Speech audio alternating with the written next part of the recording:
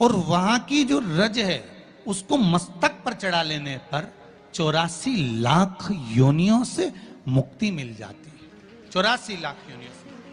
अपने बैसाख महत्म में यह वर्णन किया कि एक बेलपत्र का वृक्ष हो या पीपल का वृक्ष हो या तुलसी का पौधा हो या आंवले का वृक्ष हो या बट वृक्ष हो, उस वृक्ष के नीचे बैसाख के महीने में जो जल समर्पित करा जाता है, उस जल की पुण्याई इतनी प्रबल हो जाती है कि व्यक्ति के जीवन में जितना पाप कर्म करा होता है वो सब निष्फल हो जाता है, वो सब समाप्त हो जाता है। अगर झूठ मानव का शरीर बोल रहा है तो एक काम प्रभु का नाम भी ये मानव का शरीर ले रहा है।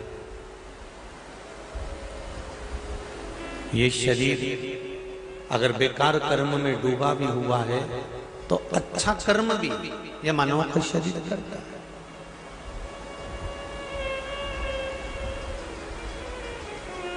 अब कितनी सुंदर बात कही कि इस मानव के शरीर में छल भी है, कपट भी है, बेईमानी भी है, प्रपंच भी है, और इस मानव के शरीर में भगवान का भजन, समर्पण, कीर्तन, मंत्र जाप, नाम जाप, स्मरण भी इस मानव के शरीर।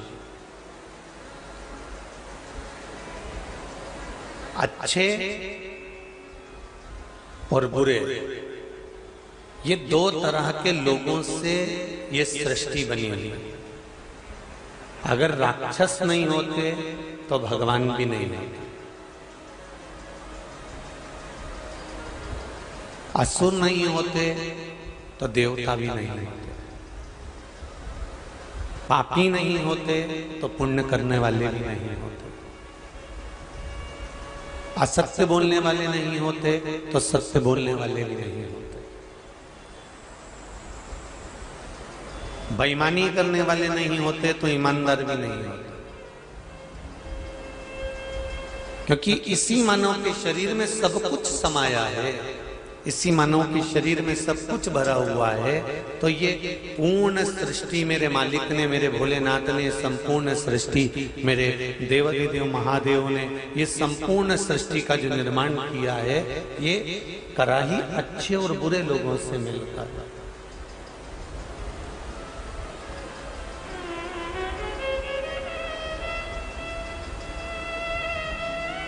पर एक बात शिव महापुराण की कथा कहती है कि यदि आप भगवान के चरणों से लगे हुए हो, आप भगवान के चरणारविंद से आपकी प्रीति, आपका मन, आपका चित्त, आपकी वृत्ति अगर शिव से लगी हुई है तो फिर संभालने वाला भी शिव ही है। अकाल मृत्यु वो मरे जो काम करे चंडाल का, काल उसका क्या बिगाड़े जो भक्त हो महाकाल का। अगर आप परमात्मा से जुड़े हुए हो, शिव महापुराण से जुड़े हुए हो, शंकर के भजन से जुड़े हुए हो, शिव स्मरण से जुड़े हुए हो, भगवान की अविरल भक्ति से जुड़े हुए हो, भगवत स्मरण से जुड़े हुए हो, तो ये पक्का है कि भगवान आपको साथ देगा।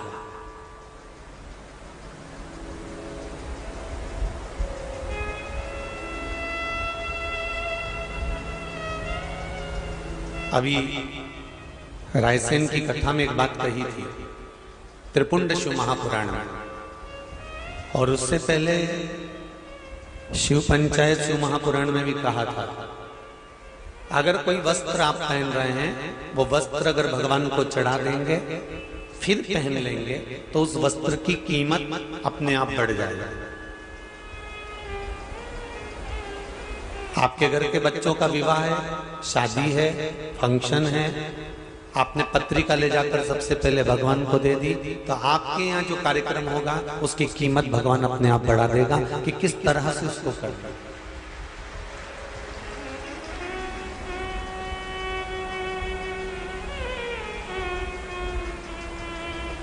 इस मनुष्य शरीर की कीमत कब बढ़ती है? इस मानव की देह की कीमत कब बढ़ती है? जब यह मानव का शरीर जब ये मानव की देह शंकर भगवान पर एक लोटा जल समर्पित करती है और शिवलिंग का जब स्पर्श करती है तो इस स्पर्श से ये संपूर्ण शरीर की कीमत मेरा भोलेनाथ अपने आप बढ़ा देता है, स्वयं बढ़ा देता है।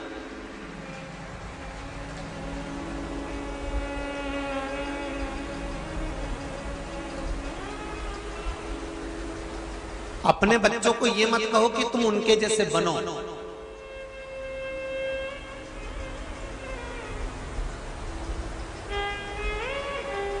अपने बच्चों से ये नहीं कहना कि तुम उनके जैसा काम करो। अपने बच्चों से अपने को ये नहीं कहना कि तुम्हें उनके जैसा बनना है। अपने बच्चों को अपने को ये कहना है कि तुम वो बनो कि आने वाली पीढ़ी तुम्हारा नाम ले कि मेरा बेटा बने तो इसके जैसा बने। वो क्रम होना चाहिए।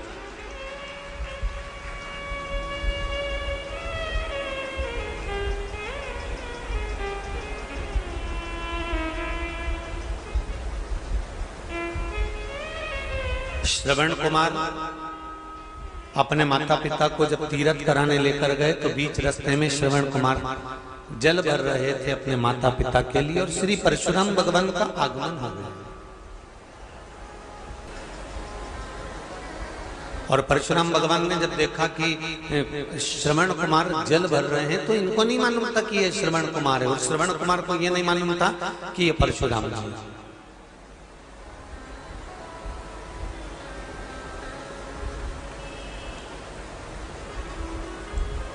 इस पंडाल में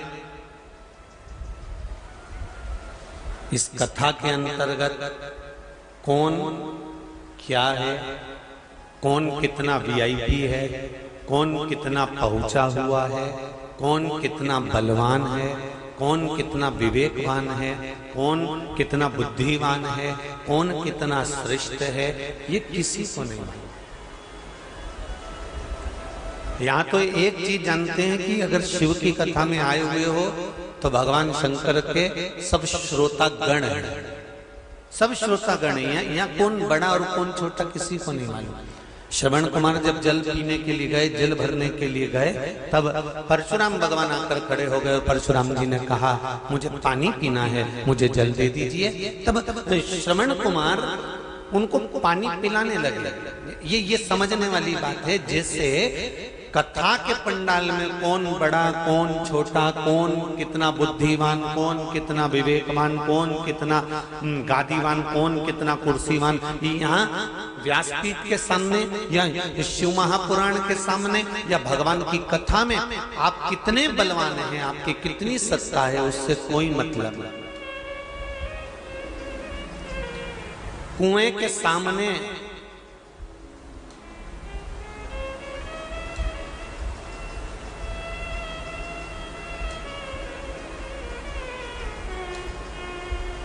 सामने ये नहीं देखा जाता कि किसकी बाल्टी सुंदर है और किसका घड़ा सुंदर है। कुएं के सामने ये नहीं देखा जाता कि किसका पात्र चांदी का है, किसका पात्र सोने का है। कुएं के सामने ये नहीं देखा जाता कि किसका पात्र लोहे का है कि किसका पात्र स्टील और तांबे और पीतल का है। कुआं हमेशा बस यही देखता है कि मुझे तो प्यासे को पानी पिलाना है, मुझे चांदी के बर्तन या सोने के बर्तन या लोहे के बर्तन या तांबे के बर्तन या पीतल के बर्तन से मुझे मतलब नहीं है।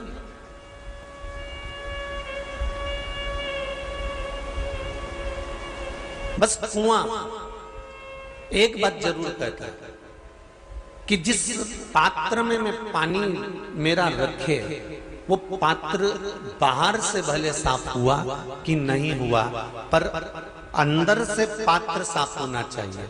जिस हंडे में, जिस बाल्टी में, जिस घड़े में, जिस पात्र में अपन पानी को रखें वो पात्र अंदर से साफ होना चाहिए, अंदर से साफ।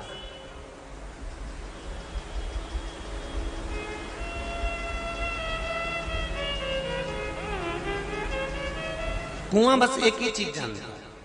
उसी तरह कुआं प्यासे की प्यास बुझाना जानता है और किसकी प्यास बुझाना चाहेगा। अगर कोई गंदी बाल्टी में पानी भर लेगा तो कौन पिएगा? कोई पिएगा कि गंदी बाल्टी का पानी? उसमें कचरा पड़ा है, मिट्टी पड़ी है, गंदगी पड़ा है, उसमें कागज पड़ा हुआ है, बहुत सारा कपड़ा पड़ा हुआ है, ऐसा पानी कोई पिएगा नहीं।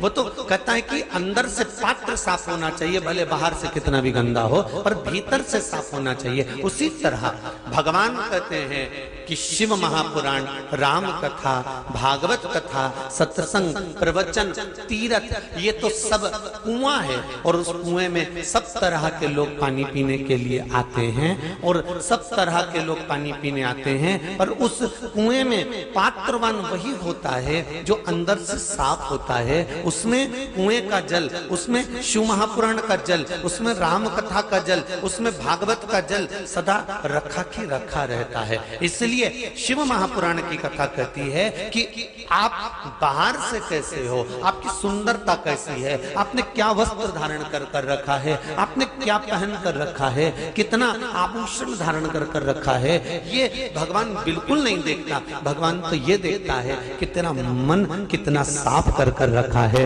उसमें परमात्मा कैसे मिलेगा, भगवान ये देखता है।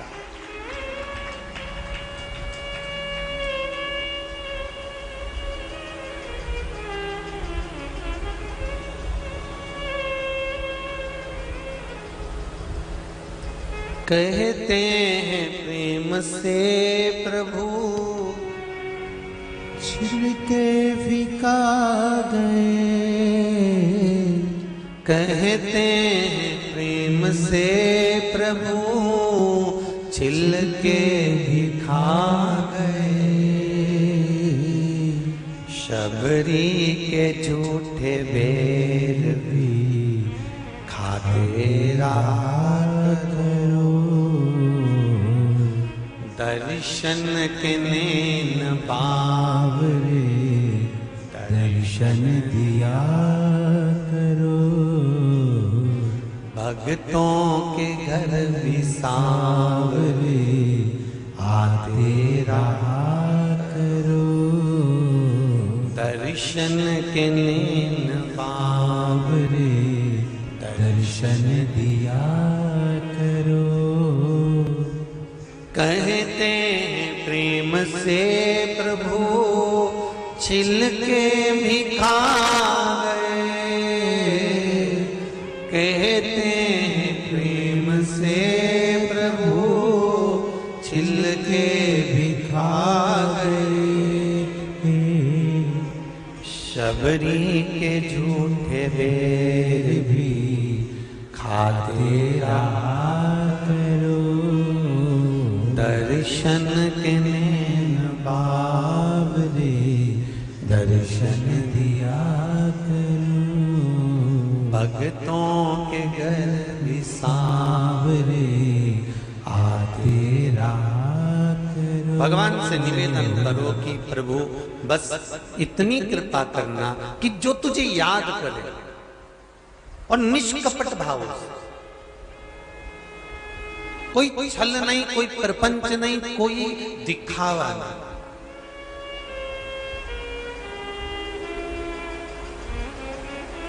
एक बात कहूं आप लोगों से, जितने भी लोग यहाँ हरिद्वार की पावन धरा पर कथा सुनने आए हैं, चाहे वो यजमान परिवार से हो, चाहे वो आप लोग श्रोता भाई बहन की ही कुछ करुणा हो सकती है, दूसरी किसी की नहीं। कोई सामर्थ्यता नहीं है किसी से।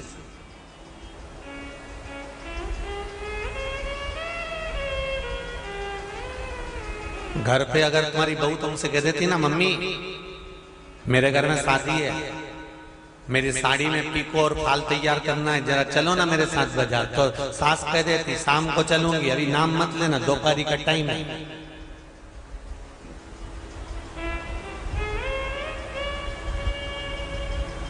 इतनी दोपहरी में मैं कहीं जाने वाली नहीं हो।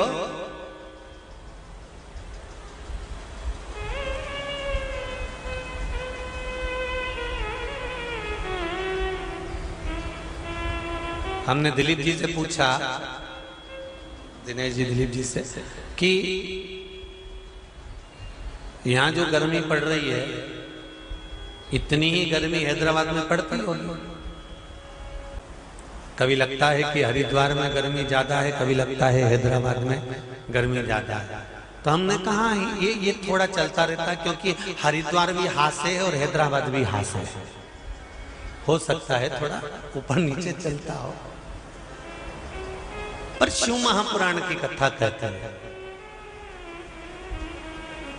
शिव महापुराण की कथा वर्णन करती है, जिसका मन, जिसका चित्त, जिसकी वृत्ति, जिसका हृदय शंकर की कथा में पहुंच जाता है, फिर गर्मी कहां जाती है वो मालूम ही नहीं पड़ पाता। एक बार चित्त लग गया बस, एक बार मन लग गया बस, एक बार ये मन पहुंच गया बस, फिर उतने में तो भगवान साथ लेता है।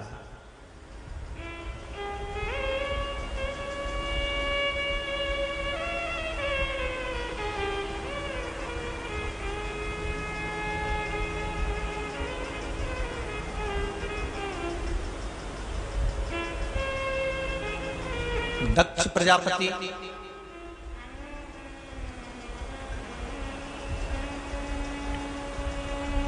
भगवान शंकर से द्रोह रखने लगा। द्रोह रखने का या दुश्मनी पालने का कोई दूसरा कारण नहीं था दक्ष प्रजापति का। दक्ष प्रजापति का दुश्मनी पालने का केवल एक कारण था कि मैंने अपने दामाद चंद्रदेव को श्राप दिया था, और उस श्राप को मैंने जो चंद्र को दिया था, तो चंद्र की काया मैंने जब बिगाड़ दी थी, तो ठीक शंकर जी ने क्यों कर।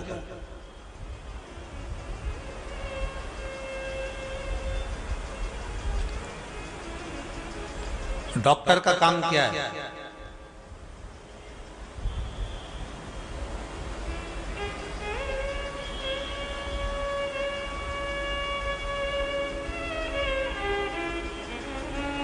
डॉक्टर का काम क्या है? अगर पहचान वाला भी जाए तो उसको इलाज करना है, और अगर एट ए टाइम पर कोई अचानक, कोई एकदम, मान लो तुम्हारा दुश्मन भी अगर सामने पड़ा हुआ है, तो कोई लाकर तुम्हारे सामने छोड़ दिया है, तो तुमको इलाज करना है।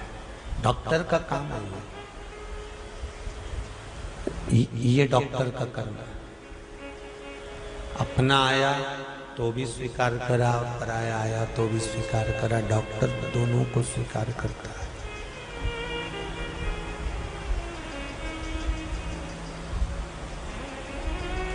दोनों को स्वीकार करता है। अपना आ रहा है तो भी स्वीकार कर रहे हैं, और दुश्मन आ रहा है तो भी स्वीकार करते हैं। मेरा देवाधिदेव महादेव कलकत्ता में कहा था, भगवान शंकर की किसी से बेर नहीं है। रावण भी आया तो शिव ने स्वीकार करा, कंस भी आया तो शिव ने स्वीकार करा, तारकासुर आया शंकर भगवान ने स्वीकार करा, त्रिपुरासुर आया भगवान शंकर ने स्वीकार करा, अंधकासुर आया शंकर भगवान ने स्वीकार करा, ब्रह्मा जी ने अपशब्द कहे शंकर जी ने स्वीकार करा। जरा विचार करिए,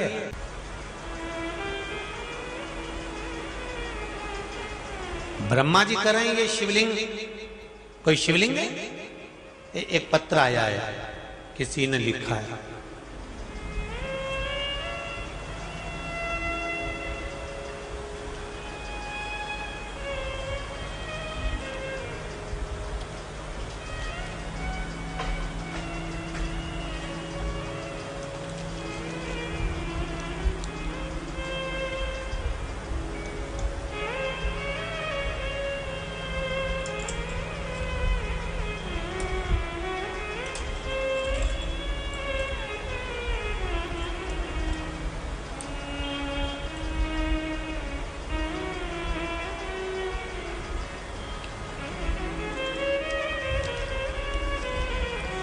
देहरादून से नाम लिखा है और नीचे एक लाइन लिख दी है, नीचे लिखा है नाम को गुप्त रखा जाए, नाम ना बताया जाए।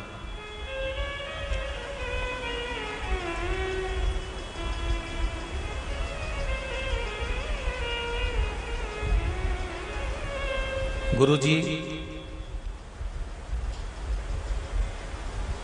कोरोना काल में मेरी नौकरी चली गई। जब कोरोना काल में नौकरी चली गई तब